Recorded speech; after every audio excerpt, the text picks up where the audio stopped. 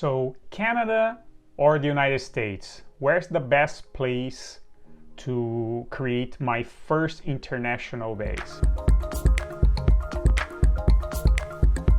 Well, there's no doubt whatsoever that the United States is the biggest market, and so many businesses that are expanding internationally, of course, that's where they want to be and should be there.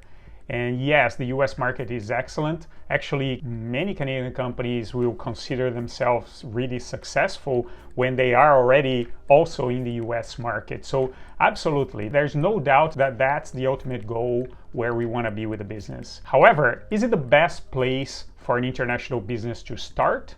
Well, let's see.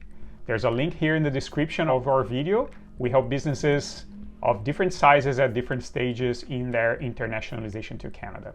But let's jump at it. Let's talk about Canada and US. First consideration, think about the operating costs, right? Cost of day-to-day. Well, Canadian dollar is cheaper. It fluctuates, so I don't know when you're watching this video, but today I believe it's about 1.3435 of the US dollar. So that means with $1 American dollar, you buy 1 Canadian and 35 cents. So that alone means it's cheaper in Canada, right? All the costs. Also remember, depending on your size, if you're gonna have an operation in the US, you're gonna hire employees, you will need to start to provide healthcare, and that has the costs. And in Canada, there is a free universal healthcare for employees. And also for you as an entrepreneur, if you don't have a large companies, if you're not worried about the employees themselves, you're worried about yourself. In the US, you have to buy private health insurance, and in Canada, not. And there may be a number of reasons in terms of pre-existing conditions and other health history that may or may not qualify you from buying health insurance in the US. And in Canada, it's all universal, it's all covered. So in terms of cost and personal stress levels, that makes a difference. The second thing it's really important to remember, in addition to cost, there is a demographic pool in Canada that does not exist in the US. What do I mean by that? The American population already grows every year. And due to geography and borders, there is a very constant flow of illegal immigration into the United States, and that creates all sorts of dynamics, both in terms of the economy and the politics. In Canada, because of its relatively geographic isolation, it's very hard for anybody to arrive in Canada illegally. You pretty much have to fly to Canada. It's hard to come here. I mean, the only place you can come by land to Canada is from the United States itself, right? So the main category of immigration in Canada, it's economic immigration. So we have in Canada a negative population growth. That means more people die in Canada than are born every year. So in terms of Canadian future economic prosperity, that means we in Canada need an inflow of about 500,000 new people every year, right? So that's a very important thing to recognize. And that creates all sorts of paths for permanent residency in Canada for people under an economic category, temporary work permits and permanent residence.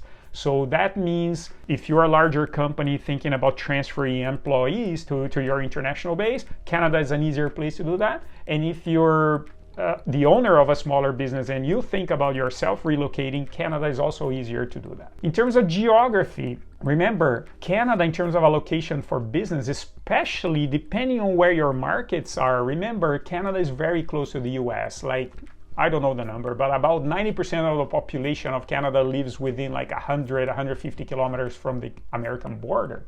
So for example, if you are in Miami, which is a big city in the US, and many businesses should go and establish their base in Miami for a number of reasons. But if you look at the geographic proximity, where is Miami close to? Like take a 8-hour car trip and see where you can get from Miami. Or even like a 1.5-hour flight and see where you can get from Miami. But do the same comparison and look at Toronto. Where can you get from Toronto? You can arrive at 200 million people.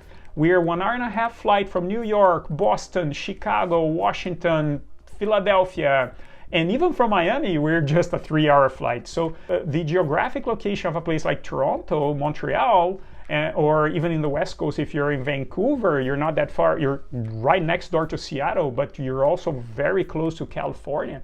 So think about that. Canada, when people think, oh, but it's another country, things are going to be difficult. Not really. There's a very big economic integration. That brings us to our next topic, which is all these trade agreements that Canada has. But just wrapping up, we have a geographic integration. We're very close to the US, to the American market. So if your ultimate goal is to sell in the US, sure, you can come to Canada and benefit from lower costs, and you are next door anyways, and benefit from all these trade agreements. Remember, Canada, the US, and Mexico have a unified trade zone, so that means you can sell freely pretty much and do business in the other countries very easily. Canada also is one of the only countries that has exactly the same agreement with the European Union. So if you're in Canada, it's pretty much, I would guess, it's the only place in the world where you can sell both in the United States and in the European Union and in the United Kingdom.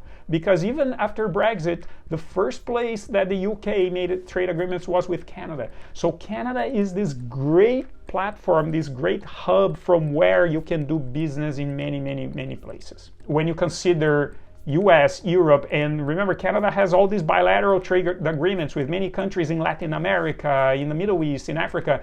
So when you think about that, you think, oh, but I want to go to the US because my market is bigger there. Well, is it really? Is it really? Like, how do we measure this? Is it the size of the market that you can access? Because from Canada, you can access US, you can access Europe, you can access Latin America, Asia. So the idea of the market being bigger, it's challenged big time by how easy it is from a Canadian base to do business in many countries. Okay? And Canada also has, because of the trade agreements and harmonization of rules, it has a lot of regulation rules of non-double taxation with different countries. So that means you have a better, easier, smoother integration of tax systems with your countries of origins if you are in Canada. Anyways, and it goes on. We have many companies decide to come to Canada and create a pilot and see what works, what calibrates, because it's cheaper, people are friendly and all that. And then when it's the right time, usually after a few months or even years in some cases, then they go and expand into the US, into Europe from the Canadian base. For more details, click on the link on the description to learn more about how we can help you build your success in your Canadian base.